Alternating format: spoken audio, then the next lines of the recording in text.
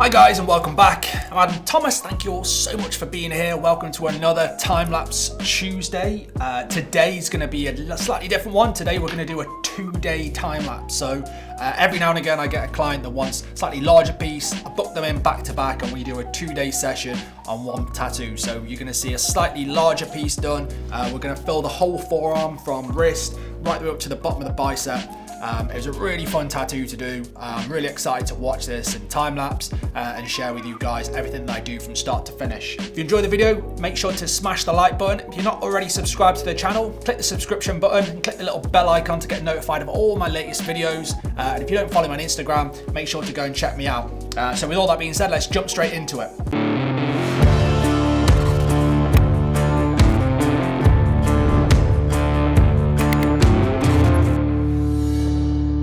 Right, 2 days back-to-back tattooing. Let's go. So I put the whole stencil on in one go. For me, I'm not going to try and do all of this. I've already got a plan in my head what I'm going to do. I want to get up to the eyes and then do the second rows on the second day. So the second day will only be a short day. It's not like a full 2 days. But I like to get the whole stencil on in one go, just so that we can really see exactly where everything's going to fit and make sure it's all going to fit composition wise, and that my client's happy with how the end result's going to be, even though we're going to stretch it over the 2 days.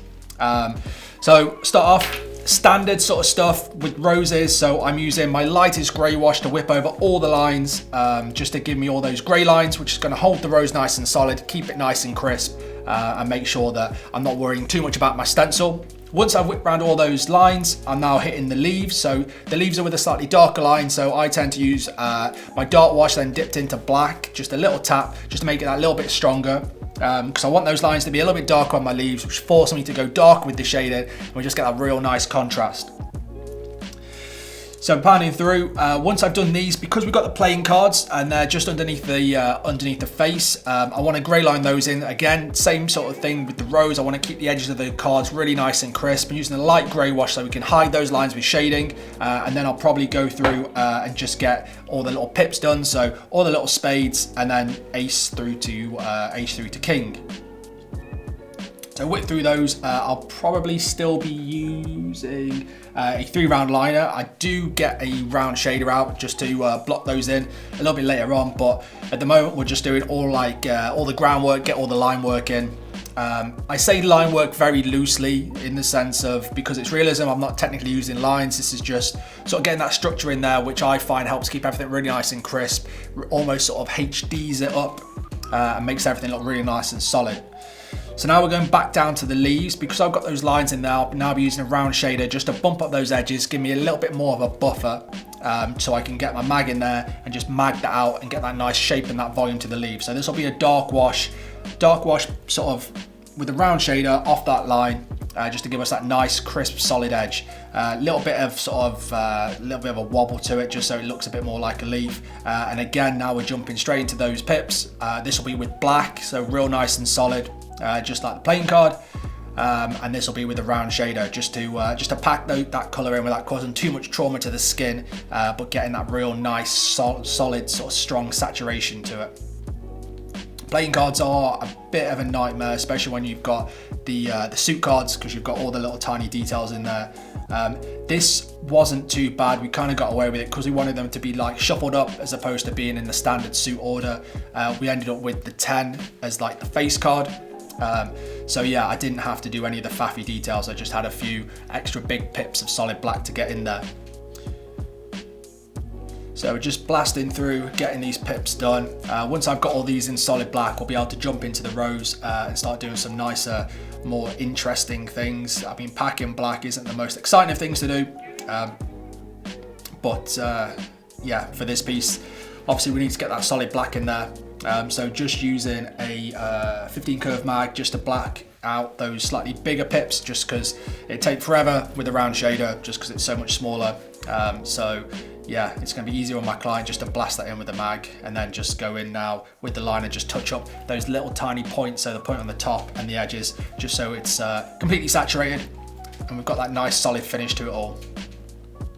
Again, just going through, just touching up any little bits that I can see that are peeping through.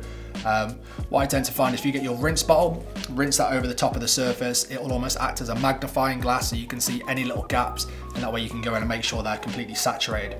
So going back down to the bottom now, 15 curve mag, making sure we can get those leaves in nice and solid, keeping that nice volume to the leaves, making sure that they've got that nice curvature. So my light source, as a general rule, comes from above. This way it keeps everything sort of uniform. So as long as I'm sort of casting all my shadows downwards, everything's gonna look like it's supposed to be there. So I start off by using a dark wash on the bottom of the leaf, get that in nice, mag that out, get nice and peppery, and then whip through with a medium and a light just to smooth out any little mag marks, any little like peppery bits, just to get that nice smooth airbrush finish. Then I jump forward on that sort of center stem line, we hit that, same sort of thing again, just dark wash, mag that up, medium, light, and then just a little slight indication on the top edge, just so that we're getting that nice sort of curve and that nice soft feel to the leaves. I want my leaves to be nice and solid so they stand the test of time and they give us that nice contrast between the nice sort of light soft look to the rose. I tend to find it frames my roses quite nice, having that darker sort of looking leaf and then that nice sort of soft rose in the middle. So I'm adding a little bit of background. So I've got a few little lens flares at the bottom. So I just wanted to carve those in with a bit of background so they started to make sense. And now, I thought there were some leaves on the other side, but I might be mistaken. So now I'm going straight into the rose. We're gonna get some of the dark elements in first. So again, if you've watched some of my previous time lapses, if you haven't, make sure to go and check them out. I tend to try and find a black point first. So what I mean by that is anywhere where you've got a heavy shadow that's gonna be black in your reference. Get that in first using solid black pigment. That's going to put in a black point, which means that any other shadows shouldn't be as dark as that. So then you work backwards tone wise, and you're going to get the nicest, most accurate values to your tattoo, and you're going to get the nicest looking tattoo you can. It stops you from having just one tone through the whole piece. So when it heals, it's just one washed out grey piece. It's going to give you that nice contrast and just give you that real nice looking tattoo. So with roses, I work from the outside and work my way in. So I do all my big petals first and then get down into the little small nitty gritty stuff. It's the way I've always done it. And yeah, can't teach an old dog new tricks.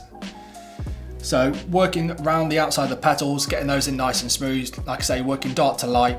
I tend to work petal to petal, unless I have to jump forward and use the shadows from a petal that's like underneath a petal that's on the top, that's casting the shadow. So if I need a highlight edge, I might skip a petal to get their shadows in first, which then crafts out that highlighted edge for me.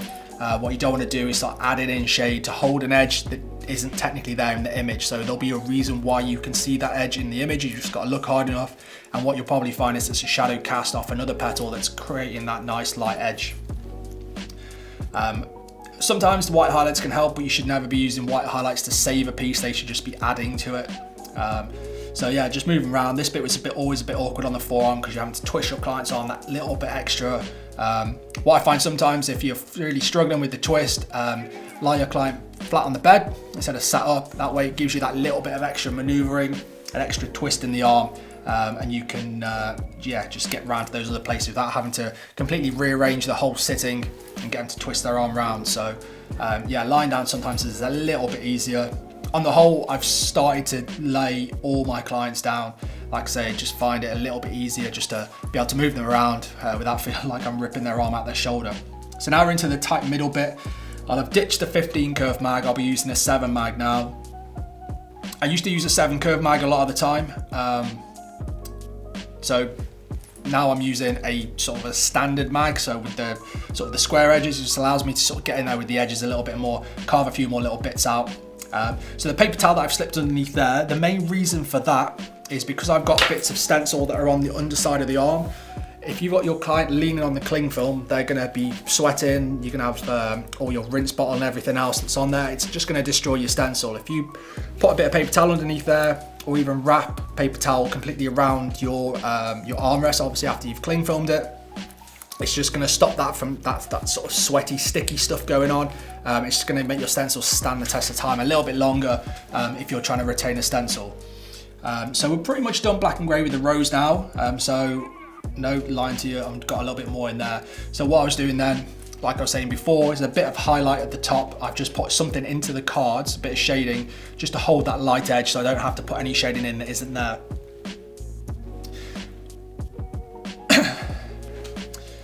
So here we are jumping forward a little bit. So normally I'd start from the bottom and work my way up. Because I've got the cards scratch lined, I'm able to skip those and go straight into the face. Because the cards just need the tiniest little bit of sort of medium wash just to give a little bit of a shadow, I'm not too worried about any sort of stencil reference that I need for those pieces. So because I've got the scratch lines in there, I can't rub those off. So I'm going to jump forward and start crafting out the face, getting the eyes in, which is pretty much all we've got, plus a little bit of hair on that one side.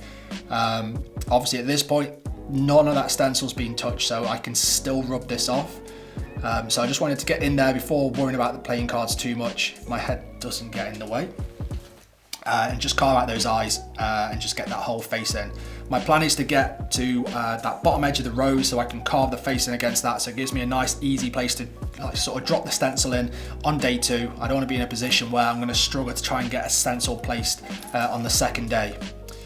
So we're just going in, getting all the eyes done. So again, I jump in there, get the pupil in solid black, the iris and any sort of real dark elements, and then work backwards from those tones. So we're doing sort of heavy blacks and darks and then moving through medium and lights, just to make sure we're keeping all those values nice and solid.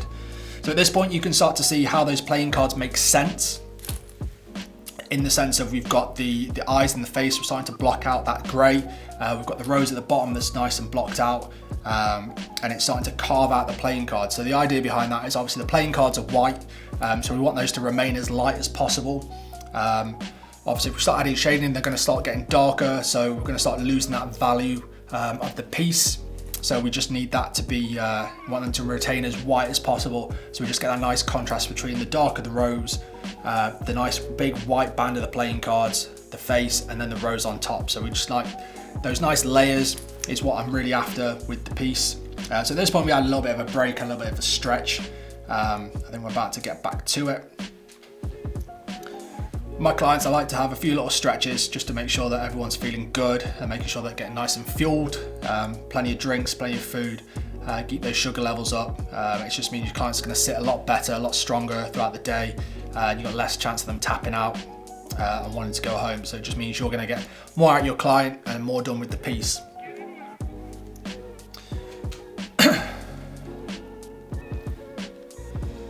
So one of the big parts of portraiture that I don't like doing is the hair. I find it incredibly boring and very tedious. There wasn't too much hair on here, but I needed something just to frame that side of the face. So this will be with a big 27 curve mag. Just rocking through that, just sort of really paying attention to the movement and the direction of the hair. Keeping it nice and light, just building that all up with the tones. The main thing here is I just want that shadow cast on the face. So we need sort of the shape and the volume of the hair, but I'm not too worried about going too wild because I don't want to take up too much of the arm just with hair. The main focus is the eyes, but like I say, I need that hair to cast that shadow on that one side, otherwise it's just going to look like some strange floating eyes. So now we're just nipping into the playing cards. Because I got that cheek which has carved them out, it allows me to see how light those cards are. So like I was saying earlier, now I can just start adding the tiniest little bit of medium and light wash just to give us that shadow, just to give that separation between the different cards, and just to make it look a little bit more dynamic, I suppose, and less like you've just got a big flat white element in there. So you can see how that's just building up against those edges, just taking it off skin. So when it settles, you just get that nice white look with that little grey sort of shadow highlight being cast. Now just getting that second eye in. So again, we're hitting that with black first. So getting the top lashes in, getting the iris in and the pupil, which are the darkest elements. And then we're just going through now with like a medium wash, probably tapped into the dark. So we want to keep those values nice and solid, and just really trying to craft the nose out. So we've only got the tiniest little bridge of the nose that we're dealing with, but yeah, we still want to make sure that it looks like you've got that face being covered by the cards. And again, I'm not too worried about the rose stencil. I've done nothing there for, like, with regards to scratch lines, because I want to completely reapply the stencil tomorrow. So what I'm going to be doing is just carving, as you can see now, just the shadow, the drop shadow that's being cast onto the face by that rose. It's going to make it really easy for me to place that stencil on the second day, Yeah, so it shouldn't be too much of a bother because of having that sort of that plan in place to make sure that we know where we're going to be sticking it, and we know exactly what we're doing on day 1 and what we're doing on day 2.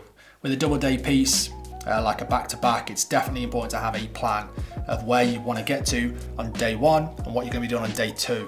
Otherwise, you can find that after day 1, your client's going to be, if you're just running on time, you're going to get to a point where it's going to be incredibly hard for you to stick that stencil on day 2.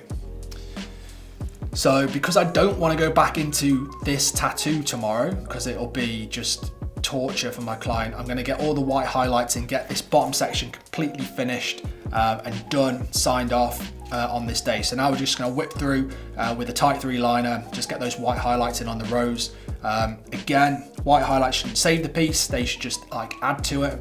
So this is really sort of getting those in, really making them punch in, making sure that they've got a purpose. And the main sort of part of the rose that I find really wants to have the white highlights in is just gonna be that middle section. And any sort of water droplets you've got on there, they really like the white, really makes them look nice and glossy. But for that centerpiece, it just helps to carve it out and just put that extra bit of pigment in. That means that the black's not gonna blur together over time, and you're just gonna keep that nice, solid, crisp look to the piece.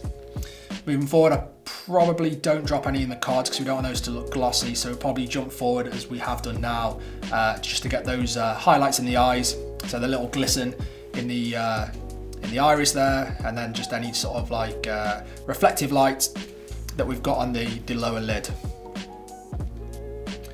Re-hitting a few lines on the rose now that it's settled, just to make sure that they're really punchy, just to make sure we've got that real nice high contrast. And we're probably not a million miles away from finishing this day 1. So this is day 2. So as you can see, overnight that stencil's pretty much gone. So I use Stencil Anchor to put my stencils on. If you haven't tried it, make sure to check it out. It's an amazing product, really good, real solid stencils. I managed to get this on first time, which is always great. Obviously it's a real nightmare if you've got to take a stencil off if you've got existing pieces there, so really take your time, make sure you're going to place it on perfectly. Leaf wise, I'm just drawing these on just so I can get it to carve around the existing pieces at the top and the existing tattoo that we've got on the bottom that we did yesterday. So I tend to draw on a lot of my leaves. I use skin surfers. I find them really good, real nice sort of crisp line. They don't stay on the skin great. They do tend to rub off if you're really using soap. So yeah, just be aware of that. But by drawing them on, it just means, like I say, you can follow like the curvature of the arm a bit more, and you can make them look a lot more purposeful and not like you've just stuck a stencil on. So back into rose 101. So we are using a light grey wash to whip over the lines, just to make sure that we can't rub the stencil off, make sure that we've got that nice crisp edge, and like I say, using a light grey wash as light as you can possibly hit the skin, so just irritating the skin more than anything, because you don't want to be putting in hard lines that you can't hide. So all of these lines are going to be hidden by the time all the shading's in. So again, real light wash, nothing too wild. The leaves is dark wash dipped into black, so a slightly darker line. So they're going to be a lot darker once we get those in. So once we get to the shading, those lines will be easily hidden into the black. And just give us those real nice crisp leaves, which is what we want as a nice contrast with the rose.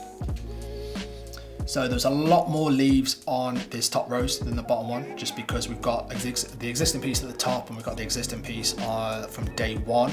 The great thing I like about roses is because you've got the leaves, it allows you to put them on exactly where you want them to, and that way you can just add as many or as little as you want, and you can just carve into any little spaces, and it's a great little gap filler without looking like you've just put in a gap filler. So I just rubbed off that rose, that one leaf. It wasn't really sitting where I wanted it to do, where I wanted it to sit, which again highlights how great it is to be able to draw leaves on freehand, because you can get them to sit exactly where you want and exactly how you want it to look on the skin. So just get these last few scratch lines. These are technically proper lines, really, just not taking my time with them because I'm going to be putting in shading around there in a second just to bump them up. So I'll probably be going in with a 15 curve mag now. So this is dark washed, magged out, blended out, and then moving into medium and light wash just to smooth those tones out, just making sure they're nice and solid, real nice and packed. We want those edges to be real nice and dark so we get that real nice high contrast. So starting from the bottom edge, working my way up, like I say, through dark dipped into black, then dark solid, and then medium and light just to smooth it all out, and then the tiniest little indication on the top just to give us that nice curve. Got this top leaf to do here. This is where the skin's going to start getting a little bit more angry. When you start getting close to that bend in the arm, the skin gets a bit thinner and can tend to bleed a little bit more, get a bit more irritated, a bit more swollen. So take your time on those bits. Make sure you're not trying to rush and scrub it in. If it is getting a little bit too angry, just move to another piece, another section of the piece, let it settle down, and then come back and then just re-hit any elements. Sometimes it can be tricky to see exactly how dark you're going with those areas, so hit it, move on, don't stress about it. As long as you've got those scratch lines in, it's not going to go anywhere. And then once it's settled down, you can go back and see if any little bits need nipping over. So just get a little bit of background in, so I don't have to come back over to this bit, and just making sure it's carving around that roulette wheel at the top. So this will be sort of medium wash, dipped into dark. We want this to sort of settle down, but still be sort of fairly apparent that it's there. But we don't want it to take away from the main sort of focus of the piece. We just want it to hold any lighter edges. So I've got a couple of lens flares by this leaf at the top. They just sort of carve into there. So what I basically do is just keep them negative spaces inside those lens flares. So just carving this out with a bit of background. So with the lens flares, I don't line those because I want them to stay nice and fluffy. So at the very least, what I'll do is I'll use a light wash with my mag and just mag around it real nice and simple, just to keep us that nice solid edge. But by the time the stencil line's gone, it's going to be nice and fluffy and just look like a little lens flare on the piece. So still using dark, medium, and light just to work through that leaf. A little bit of background just to make sense and just give it a bit of place and purpose, make it look like a nice solid piece. 2 more leaves to go. So the bottom 2 down here. So as you can see, I've just sort of worked my way around clockwise, just trying to be aware of not rubbing off my stencil. So that top leaf, I would have been more dabbing than wiping, or if I was wiping, I'd be wiping away from the stencil. But at the same time, because we've got those grey lines in there, technically I can wipe as much as I want because I can't rub the rose off. But by doing that, I am going to lose a lot of my sort of the shading marks and everything else like that, or the dotted lines that we put on the stencil. So if you did watch my how to make a stencil video, you'll have seen how I do my stencils. So yeah, go check that out. 1 more leaf to go, and then we can get into the rose. The leaves tend to take the longest just because they're darker. We're trying to pack them in nice and solid. For me, the framing which the leaves make is so important to the rose. If you're not putting leaves and stuff on your roses, then yeah, they are going to look very, very lonely and very sort of just placed on there. The leaves just give them that little bit of extra dynamic sort of look. Bit of background, start blending that into the existing stuff down the bottom. It's probably a little bit sharp just because I'm getting closer to the stuff we did yesterday. 9 times out of 10, every client that I've spoken to, I've done back-to-back days, they don't mind too much. They say they can feel it when you get close to the piece you did yesterday, but it's not like a continuation of the first day. So when it starts getting sore after towards the end of the day, it's not like you just carry straight on from that. Having a good night's sleep, get a load of food in your belly, yeah, really sorts you out, ready for day 2. So now into the rose, I think. Yes, so same as before, I'm going to start off with a dark section. So this is pretty much where I start most of my roses. So you tend to find this bottom layer of petals, they're getting a lot of shadow cast off that sort of that bulbed middle bit. So yeah, if you're starting down there, you're probably going to be looking at some pretty black sort of areas, really dark shadows. You get those in first, give us your black point, and then you can work backwards from that. So start moving into your dark washes, mediums get the bulk in, and then lights just to smooth out. So just add into the shadow at the bottom, because we've got this nice highlight on the bottom petal. There's some reflective light, so just making sure that shadow that we did yesterday was in there nice and solid. That probably didn't feel too great going back over that, but that's the only bit that I need to re-hit. And it's just the absolute bare minimum. We don't want to be causing too much trauma to the skin, otherwise it's just going to be a nightmare through healing to try and get everything to settle down. So you can see how I've carved out some of the heavier, like sort of darker, blacker bits jumped up a little bit, so we've left some of the petals out. That's just because we've got some big highlights there. So I just wanted to get those heavy, darker, blacker bits in first, and then we can sort of work our way around, get some mid-tones in there, and then any sort of little indication of curvature to the rose, to the petal, we can just add that in once we've got everything else in there. So this is, again, the shadows of other petals which are creating the edge of the petal above. So yeah, don't be thinking you have to sort of put a lot of shading into petals if it's not there just to hold the edge. Have a real good look at your reference and make sure that you're putting shading where it needs to be and not just where you think it needs to be. And you're going to get a much nicer, much more accurate, realistic realism piece.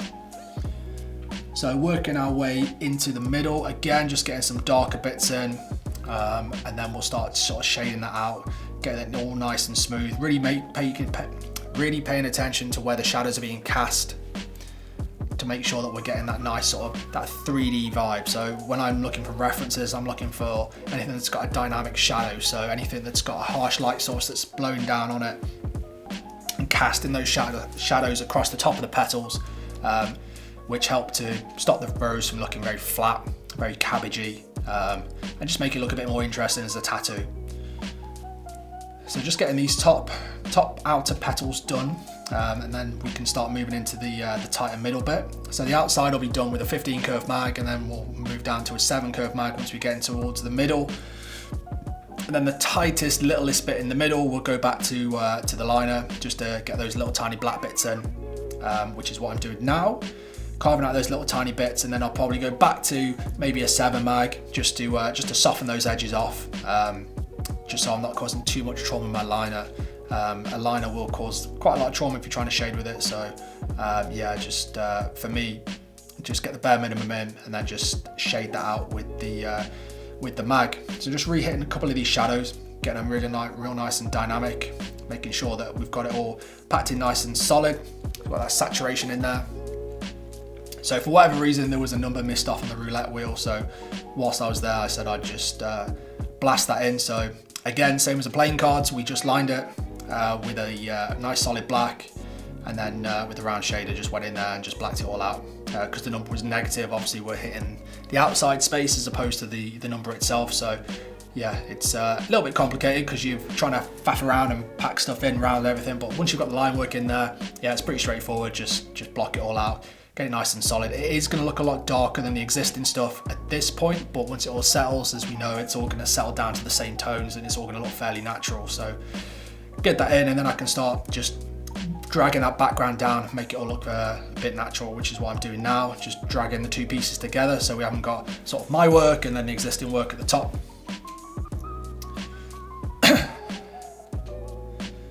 So just bumping through with some mid-tones just to smooth a few areas out. Anything that looks a little bit peppery, just get those tones real nice and soft and buttery. At this point, we are now doing white. So again, just hitting all of the edges that need white, and I mean need white. Like I say, white shouldn't be there to save a piece; it should be there just to add to it. So anywhere where there's an extreme highlight, where black meets white, or where there's a highlight in the piece, just make sure you're getting that white in there. I've got a big water droplet on the bottom, so that's going to have a lot of white in it just to make it look nice and glossy. And then the main bulk of the white's going to be in the center of the rose, where you've got the tighter spaces, a lot of black very close together. Like I say, if you've got a little tiny gap of skin, get the white in there, because you've deposited that pigment in the skin. It's just going to help stop the blacks from merging together over time, and it's going to make sure that tattoo really lasts and doesn't turn into a big blob over the years. So really making sure those whites are in there, getting them really nice and solid and packed, and making sure that the tattoo's as nice and as crispy as possible. So I think that's pretty much it. So we'll just put a bit of inkies on there, let it settle down, grab some photos, job's a good one. So there you go, guys, that was a back-to-back tattoo. Slightly bigger time lapse than what we normally look at. Hopefully that's a little bit more interesting, something different to look at. to see how I work a session back to back, as in where I sort of aim to get done on day 1, what I aim to do on day 2, how I reapply a stencil, and all the slightly different processes that are involved. If you enjoyed the video, make sure to smash the like button. If you want to know anything about the video, drop it in the comments. If you're not already subscribed to the channel, click the subscription button and the bell icon so you can check out all my videos. If you don't follow me on Instagram, head over to Instagram, check out my work. With all that being said, guys, thank you so much for watching, and I'll see you next week. Peace.